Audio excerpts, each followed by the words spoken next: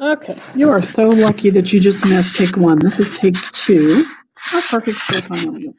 Yesterday we were doing binomials, and they were binomials because they had two terms, and we ended up with x minus 3 times x plus 3, and the answer was x squared minus 9, which is a binomial. These, even though they look really similar, are going to end up being a trinomial, and you'll see the pattern when we start working them out. So remember, these are the ones I was talking about yesterday at the very end of the video. We're doing x plus 3 times x plus 3. We are not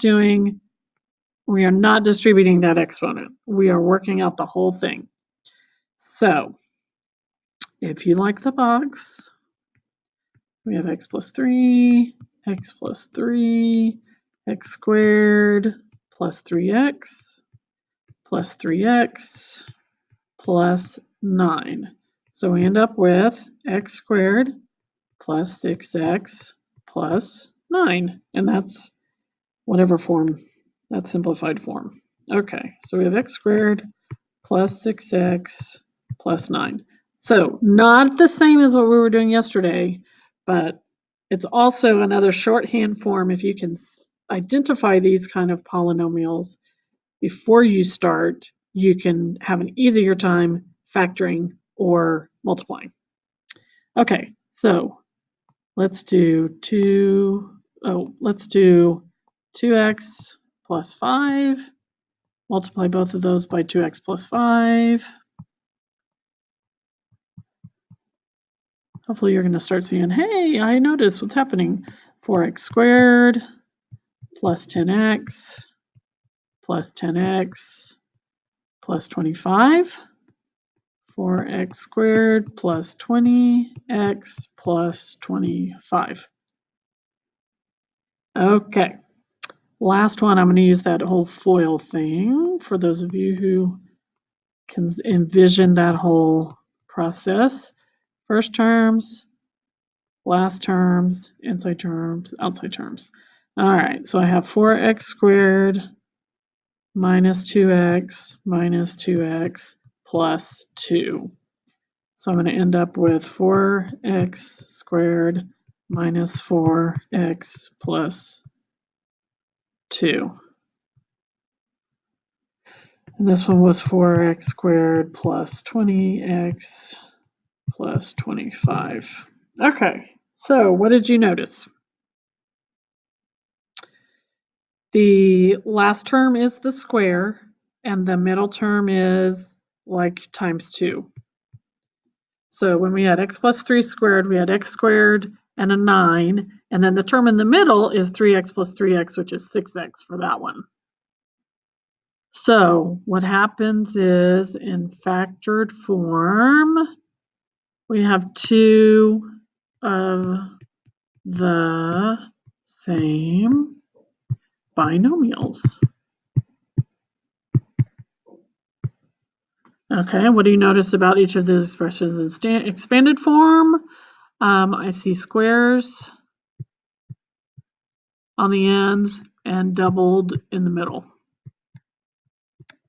Okay, so if that's true, then number 1 should be x squared plus, I'm going to do 9x and 9x, which makes 18x plus 81. So the last number is squared. The middle number is times 2, and the first number is just the first number. So number 2 is going to be 2, oops, no it's not. It's going to be 4y squared. And when I multiply, I'm going to have 2 plus 2. So I'm going to have 4y plus 1. That one's kind of hard to see because 2 squared is 4 and 2 times 2 is also 4. So this one is squared and this one is times 2. All right, number 3, 6. So we have 36c squared minus 7 times 6 is 42. So we're going to have 42 and 42, which is 84. CD plus 49d squared. Okay, so I need to kind of back up here, I guess. What has happened was I made a mistake on number 2, I bet. And maybe number 3. No, not number 3, just number 2. No, I didn't. I lied.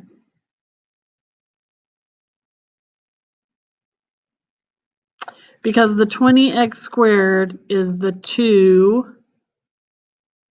Let me move this up again. Because the 20x squared is the 2 times the 5. And then times 2. So I multiplied the 2 coefficients together, or the coefficient and the constant, and then multiplied that times 2. Which is why, when I got to number 3, I have 36c squared, which is this one squared. I have 49d squared, which is that one squared. And then multiplying this together, I have 7 times 6, which is 42, then times 2, which is 84, and I have a c and a d, so I put those on there also. Okay, and then I found a mistake over here in this perfect square trinomials because this one should be minus, because a plus b squared is a plus b times a plus b, and here it is factored. The second one, if it's a minus b squared, then you have a minus b times a minus b, which also gives you a plus sign right here. So it's a squared minus 2ab plus b squared. And then remember, yesterday we were doing a plus b times a minus b, and we ended up with a squared plus b squared. So that was different from yesterday. Okay, so notice both of these have a positive number here, which could possibly change if you had a, anyway. Okay, so here's what you do for perfect square trinomials. Is the first term a perfect square? Is the second term a perfect square? So you gotta have lots of perfect squares. And then the middle number used to be plus or minus 2 times a times b. So let's look at that and see if you can't do these really easily. Okay, square root of the first one is x. The square root of the last one is 5. And if I did 5 times 1, which is 5 times 2, I would get 10. So that checks as first term is this perfect square, last term is a perfect square, the middle term is 2 times a times b. So let's look at number 5. First term is a perfect square, last term is a perfect square, the middle term is 2 times a times b, which is 14. So we have x plus 7 times x plus 7 is equal to that trinomial. Perfect square, double the number, the square root. So I have x, notice this one's minus, x minus 4 squared. Number 7, not perfect squares. So let's divide by 2, and I end up with x squared plus 4x plus 4. So I'm going to have a 2, and then I have a perfect square, and times 2. So I'm going to have x plus 2 squared. Okay, number 3, I need to take out an x, and I have x squared minus 12x plus 36. Perfect square, double the square root. So I have x times x minus 6 squared. If the second number's a negative, then I'm doing a minus inside my binomial. Okay, this one, I can't take anything out, so I'm doing square root of x to the 4th, which is x squared, square root of 9, which is 3. It's a minus sign, so it's x squared minus 3 times x squared minus 3, which would give me the answer. Hopefully this makes sense kind of compared to what we did yesterday would be the goal. So we'll see how you feel about that when we're done. This one's going to be so fast. Famous last words. Okay, so I have a prism, so I'm looking for something cubed, right? I have Length times width times height is the volume. So let's look at our trinomial. I need to slow down and not get ahead of myself. First thing I'm going to do is factor out an x, because 4 and 20 have a common factor, but 4 and 25 do not. So I end up with 4x squared plus 20x plus 25. Okay, first term is the perfect square, last term is the perfect square, and if I take 2 times 5 twice, I get 20. So I end up with x times 2x plus 5 squared. So what are my dimensions? I have x, I have 2x plus 5, and I have 2x plus 5.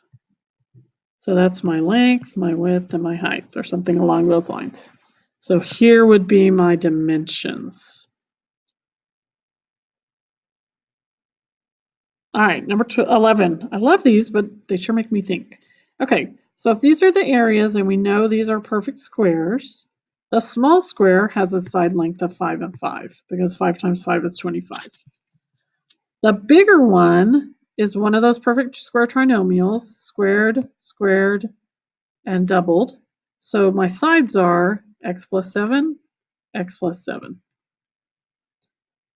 That means that this little side right here is x plus 7 minus 5, which is x plus 2. So x plus 2 is how much taller the left square is than the right square. And you can explain your reasoning.